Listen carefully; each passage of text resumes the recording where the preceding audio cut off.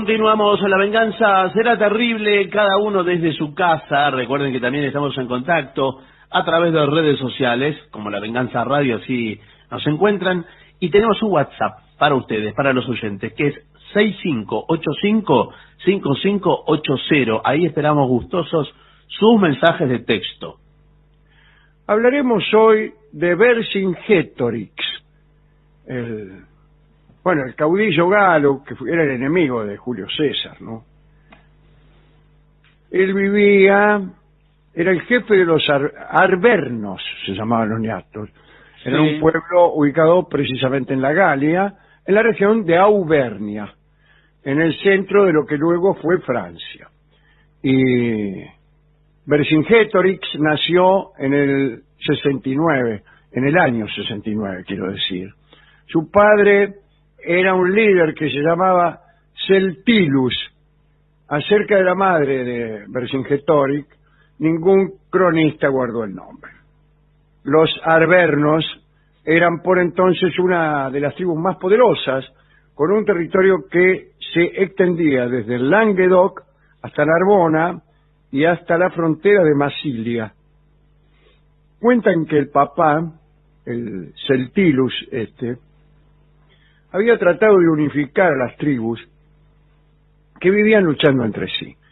Parece que cuando se descubrió que sus intentos de unidad estaban ligados a ciertas ayudas de los romanos, algunas autoridades de su pueblo lo tildaron de traidor y más tarde lo mandaron a matar.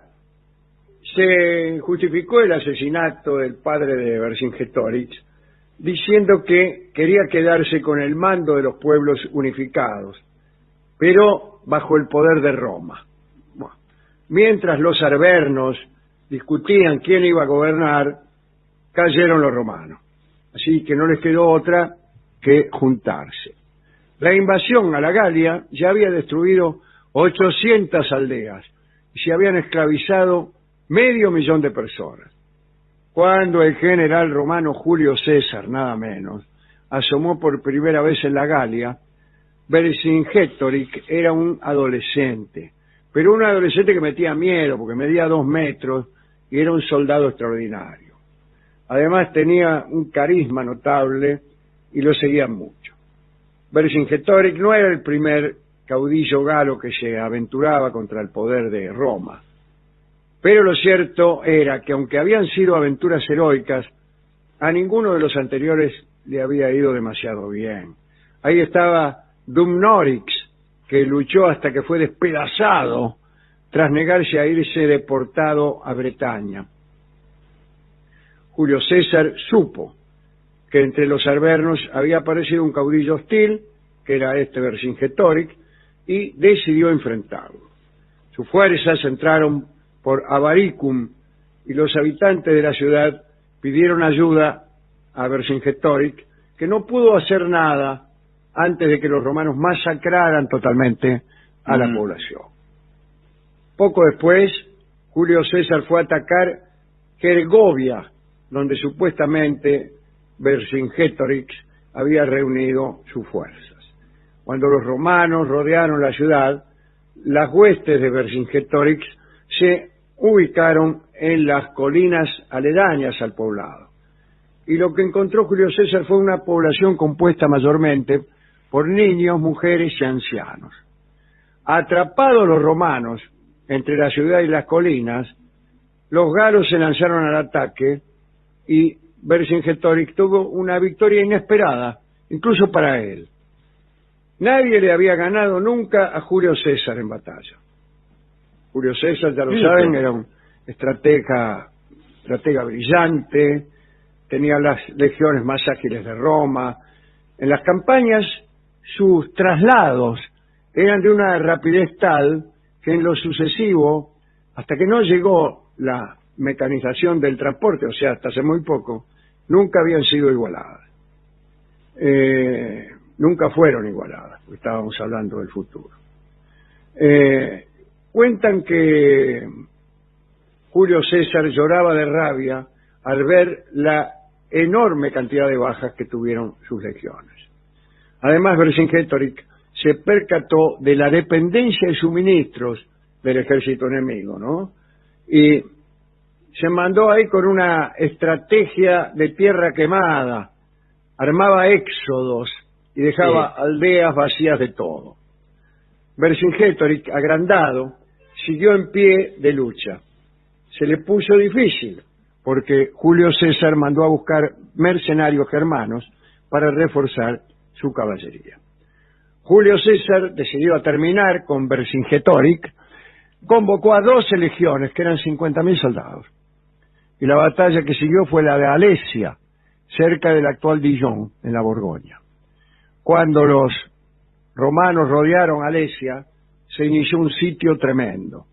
César desplegó a sus legiones en campamentos ubicados en torno a la fortaleza y ordenó la construcción de una enorme muralla doble que circunvalara Alesia. Pero no solo eso, construyó fosos que inundó con agua y torres. No, construyó fosos que inundó con agua y torres. O sea, no inundó los fosos con torres. Pero al mismo tiempo se vio obligado a levantar otras barreras aún más importantes para detener los ataques que llegarían desde afuera. Entonces, a ver si se entiende, Julio César rodeó Alesia y encerró a Vercingetorix, pero también tuvo que rodearse a sí mismo más afuera para evitar los ataques galos que venían de lejos. En total creó unos 40 kilómetros de murallas y instaló sus legiones en una especie de anillo comprendido entre ambas murallas de unos 200 metros de ancho de promedio. Fue un prodigio de obra de ingeniería, los romanos eran muy buenos en esto. Nadie podía salir en busca de alimentos ni recibir el apoyo de ningún ejército. Vercingetorix, al ver que faltaba comida, ordenó que las mujeres y los niños fueran puestos a merced de los romanos para que se los llevaran como esclavos. Error. Las mujeres y los niños fueron ignorados por los romanos, que los dejaron librados a su suerte en el campo y sin darles ni un mendrugo de pan para subsistir, y se murieron casi todos. Vercingetorix perdió la batalla después de 40 días de implacable asedio. Aunque la situación de los romanos también era desesperada, pudieron prevalecer. Finalmente el líder galo aceptó su derrota y solicitó parlamentar con César, al que ofreció su vida a cambio de los 53.000 supervivientes de Alesia. Desarmados, todos los sitiados salieron de la ciudad, fueron capturados por las legiones. A muchos de los soldados sitiados supervivientes se les amputaron las manos al fin de sembrar el terror entre el resto de los pueblos galos. Algunos afirman que unos líderes entregaron al caudillo, pero la mayoría dice que Vercingetorix se acicaló, montó sobre un caballo y se presentó ahí lo más elegante ante Julio César. Muchos aseguran que Julio César, que ya antes había sido amante de Nicómedes de Bitinia, se enamoró de Vercingetorix. Bueno, lo llevó como trofeo a Roma, lo tuvo preso en Tullianum durante 6 años, haciéndole sufrir incontables humillaciones cada vez que Vercingetorix despreciaba sus avances amorosos, digamos. Julio César era famoso porque decía, cuando entraba en una ciudad, belicosamente decía, aquí llegó el marido de todas las mujeres y la mujer de todos los maridos, que era él, ¿no? Bien. En el año 46 a.C., durante la procesión triunfal de Julio César, Vercingetorix fue desplegado en cadenas y al final de la milonga fue estrangulado y luego decapitado. Tenía 34 años. Dice el cronista que la melena rubia de Vercingetorix fue recuperada por Julio César, que se hizo una peluca con ella. ¡Oh, qué sanguinario! Bien, sabemos que Julio César no sobrevivió mucho tras el asesinato de su rival, porque él mismo fue asesinado, como bien sabemos, en el año 44 antes de Cristo, pero esa es otra historia. Digamos, para terminar, que lo que contamos es lo que escribieron los vencedores, ¿no? La obra que contiene más información sobre este líder son los comentarios de la Guerra de las Galias, que la escribió precisamente Julio César. Roma, último dato, se dio el lujo de producir moneda con los vencidos. Sí. Quiero decir que mostraban en sus monedas trofeos representativos de los pueblos derrotados. Y el verdadero rostro de Vercingétorix figura en un denario romano acuñado en el 48 a.C. Muestra un retrato del jefe galo con cara fatigada y demacrada. Buah.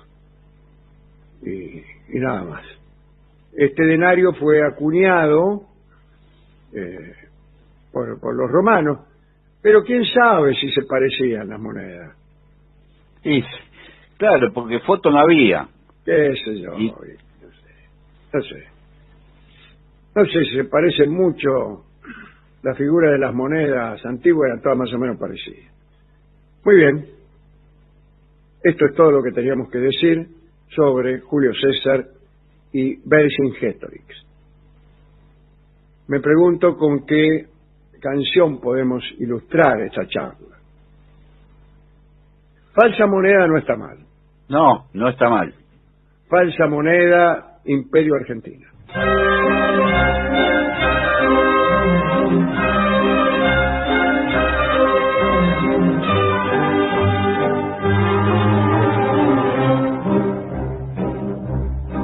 Cruzo los brazos pa' no matarla, cerra los ojos pa' no llorar, temió ser débil y perdonarla y abrió la puerta de par en par.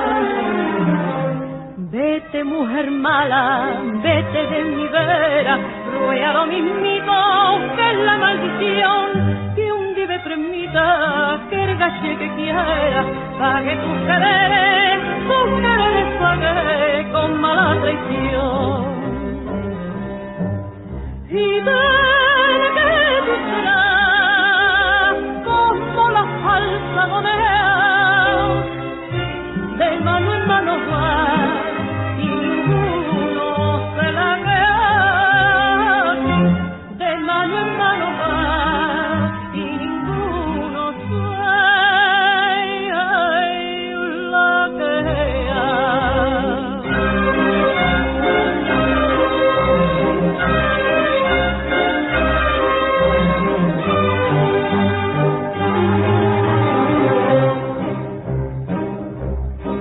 Beso los negros, zarcillos finos que allí dejara cuando se fue, y aquellas trenzas de pelo andrino que en otro tiempo corto paé.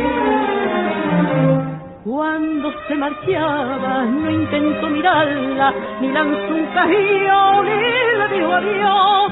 En torno a la puerta y para no llamarla, se clavó las uñas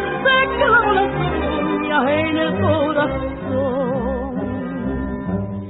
Y tiene que tú serás como la falsa moneda, de mano en mano va y ninguno se la queda, de mano en mano va y ninguno se la queda.